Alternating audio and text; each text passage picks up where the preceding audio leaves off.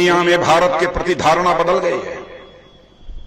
Ukraine का संकट है, रूस और यूक्रेन के बीच जो संघर्ष हो रहा है उसमें भी हमारे प्रधानमंत्री सरकार प्रभावी भूमिका निभा रहे हैं। अब प्रायः दिन में प्रधानमंत्री जी बैठकर समीक्षा करते रहते हैं कि वहां जो संकट पैदा होता है कैसे हमारे भारतवासी हमारे भारत को वापस आ जाए।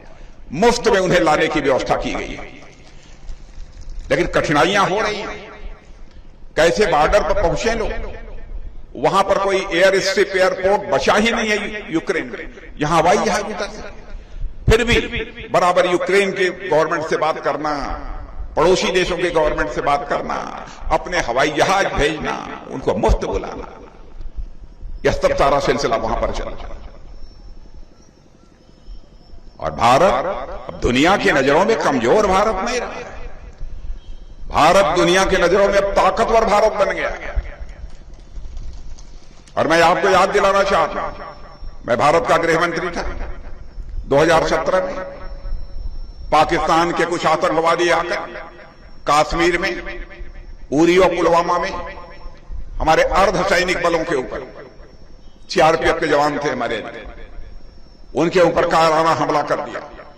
बड़ी संख्या में हमारे जवान शहीद हुए थे। बहनों भाइयों, चटपट में पहुंचा हुआ और गृह मंत्री रहते हुए जो मैंने कंधा उन जवानों को लगाया था, आज भी उसकी याद आती है तो मुझे शर्म आता है।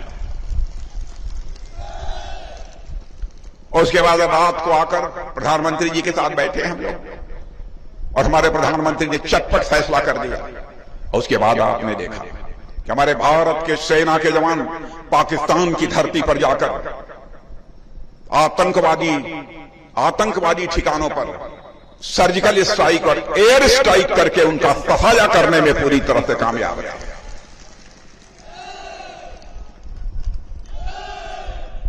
हमने सारी दुनिया को यह संदेश दे दिया कि भारत का चरित्र रहा है कि आज तक दुनिया के किसी देश पर न तो हमने कभी कोई आक्रमण किया, न दुनिया के किसी देश की 1 इंच जमीन पर कभी भारत ने कब्जा किया। लेकिन आज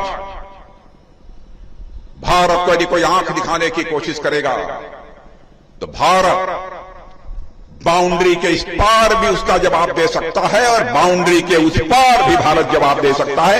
यह भारत के अंदर ताकत है।